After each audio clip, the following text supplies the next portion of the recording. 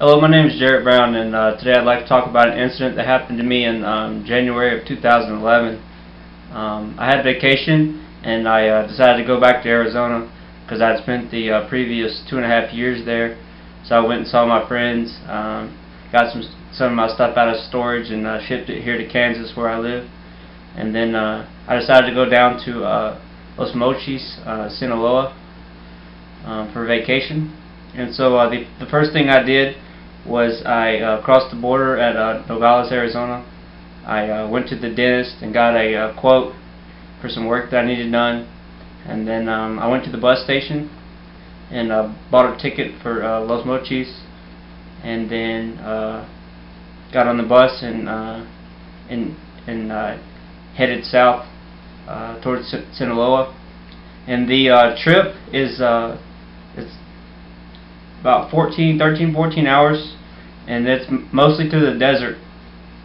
But once you get to Los Mochis, you're right near the ocean, and it's really nice there. So when I arrived in Los Mochis, it was late at night. It was like 12 o'clock, and 12 or 12:30.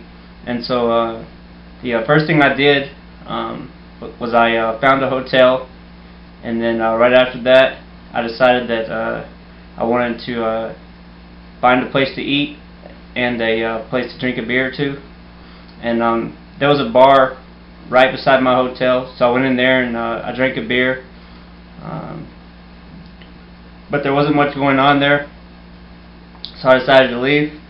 And so after I left, I went walking down the street looking for a place to eat, for a place that was open that sold tacos or burritos or something. And Los Mochis is a pretty small town. There's like 100,000 people there, so there isn't a whole lot open at night. But still, I was out searching, and I was walking down the middle of the street because there wasn't that many people out, and I figured that if somebody was out, they might be like a criminal or a robber or a kidnapper or something like that, and they might try to jump out and grab me, or jump out and stab me, or hit me over the head with something. So I wanted to see them before they got me. So I'm walking down the street, and then out of nowhere, this big Dodge Ram truck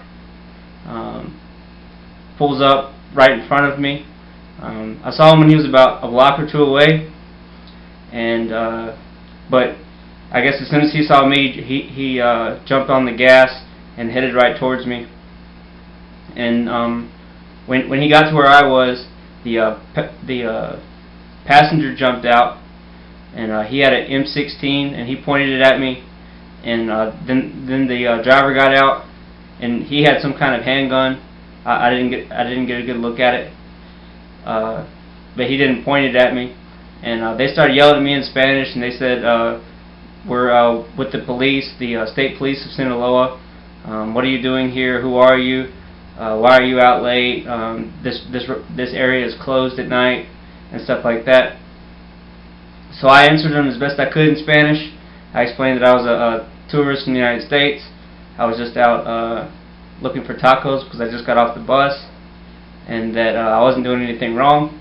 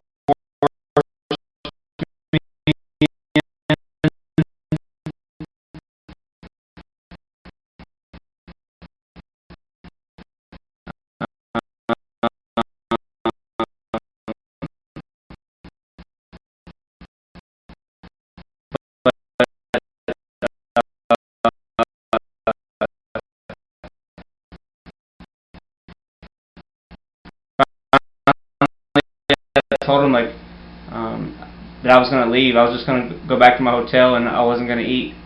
And so they said I could leave, but they were going to follow me to make sure I went back to my hotel. And they did. They followed me. I think it was like probably 4 or 5 blocks. They followed real slow behind me. And then as soon as I got to the alleyway that led to the hotel, I took off running so they couldn't try to grab me, because the alleyway was really dark. There was nobody around, and if they wanted to do something to me, that would have been the perfect place to do it. Nobody probably would have even heard me if I was yelling, and even if they did hear them, they might not have helped me. So I think I made a good decision not to get in the truck with those guys, because you know, they may have just wanted to eat some tacos with me. They may have been perfectly nice guys, but there's no way to know, especially in Mexico, because there's so much corruption amongst the police. There have been a lot of cases where people get kidnapped by the police, or where the police are actually working for the cartels or the street gangs, and they hand people over to them for extortion, and you know, so they can get ransom money payments from the person's family, like in the United States, for example. And so my advice is that whenever you're in Mexico and you deal with the police, just be as honest with them as possible.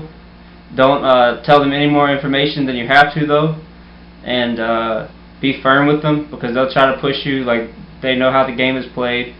They'll try to you know, get you to give them money, or they might say, oh well, you broke this law, so you're going to have to go to jail unless you pay $30 or $10 or $50 or whatever. And so if something like that happens, the best thing to do is to ask them for their badge number, their department number, who they work for, their names and stuff like that. They probably won't give it to you. When you ask for that information, all your problems will be cleared up really quick, and they'll probably let you go. But it's sad that that you have to take those precautions.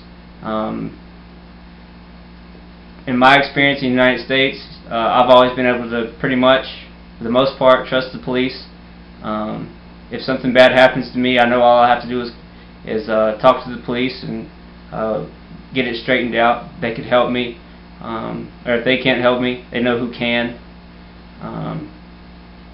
But Mexico is an entirely different place. It's a different country with a different culture, a different government, and obviously a different economic